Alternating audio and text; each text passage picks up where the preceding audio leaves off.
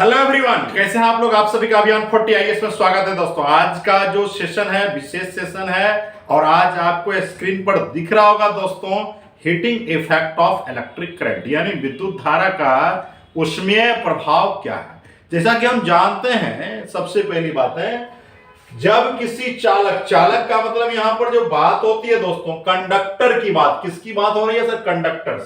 Conductor से electric current यानी विद्युत धारा जब फ्लो कराई यानी प्रवाहित कराई जाती है, तो कंडक्टर के प्रतिरोध यानी रेसिस्टेंस का जो प्रॉपर्टीज है उसके कारण चालक में यानी कंडक्टर में उत्पन्न ऊष्मा को ही आप लोग कौन सा बोलते हैं sir? Heating effect of electric current. यानी यहां कहा गया, सिंपली अगर बात हम लोग चर्चा करेंगे सर, तो बोला गया जो कंडक्टर है उससे जो इलेक्ट्रिक करंट का जो फ्लो हो रहा है उसके रेसिस्टेंस का जो प्रॉपर्टीज है उस कारण से जो कंडक्टर में इलेक्ट्रिक हीट एनर्जी, आपका हीट जो है उत्पन्न होता है, उसी को आप लोग क्या बोलते हैं? Heating effect of current. इसमें क्या हुआ?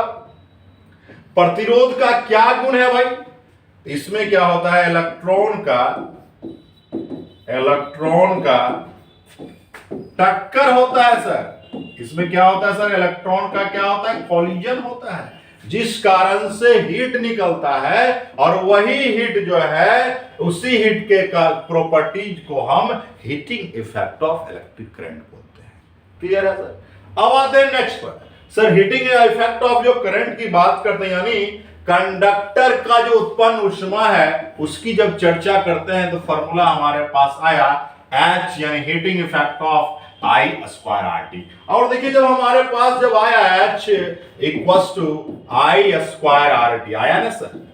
अब देखिए हम आपको पिछले कक्षा में पढ़ाए हैं I स्क्वायर R को हम लोग P बोले थे, याद कीजिएगा। I स्क्वायर R को आपने P बोला था, तो यहां पर आप लिख सकते हो H बराबर PT। क्लियर है?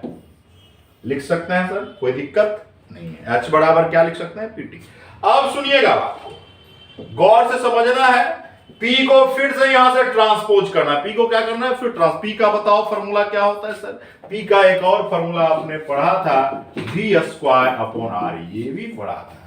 P का आपने एक और फॉर्मूला पढ़ा था यार, याद कीजिएगा, V square by R, I square R, ये हो गया सर। देखिए अब यहां पर क्या होगा? P के जगह पर आप रखिए H बराबर P के जगह रखो, क्या रखने वाले हैं? V square upon R into T। अब देखो यहां पर V स्क्वायर है, दो बार है, उसको ऐसा लिख सकते हो H बराबर V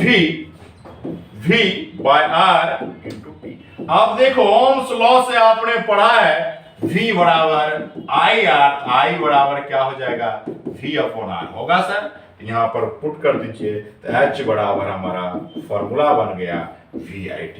यानी आप देख सकते हो H का हमारा ये भी फॉर्मूला है सर, ये भी फॉर्मूला है, ये भी फॉर्मूला है। जैसा रहेगा, यदि आपके पास रेसिस्टेंस और इलेक्ट्रिक करंट और टाइम की बात होती है तो ये लगाओगे, यदि पावर और टाइम की बात होती है तो ये लगाओगे, यदि वोल्टेज, रेसिस्टेंस और टाइम की बात होती है तो ये लगाओगे, यदि आपका वोल्टेज, करंट और टाइम की बात होती है तो ये लगाओगे। क्लियर है सर? इतने टाइप, यानी अभी जो हम लोग चर्चा किए हीटिंग, यानी आपका जो कंडक्टर में यानी चालक में जो उत्पन्न ऊष्मा होगा उसका आपने बोला कि सर पहला फॉर्मूला होगा H बराबर I स्क्वायर RT। क्लियर है?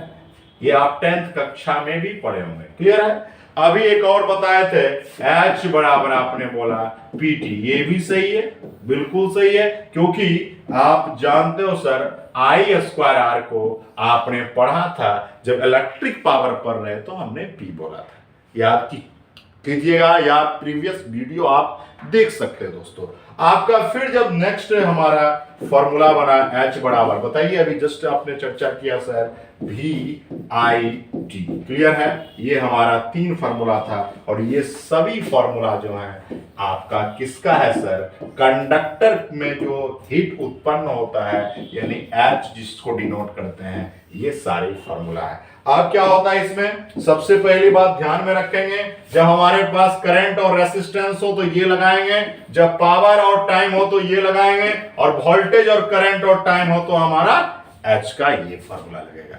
चलिए हमारे पास कुछ क्वेश्चंस है, क्वेश्चंस देखिए क्वेश्चंस क्या कहता है। बोला है क्वेश्चंस 100 ओम का प्रतिरोध एक बार को 4 बराबर भागों में, जो ही ये 4 बराबर बोल रहा है इसका मतलब 4 से भाग दे दो 100 में तो कितना हुआ, 25 का हिस्सा पड़ेगा। बराबर का मतलब क्या होता है,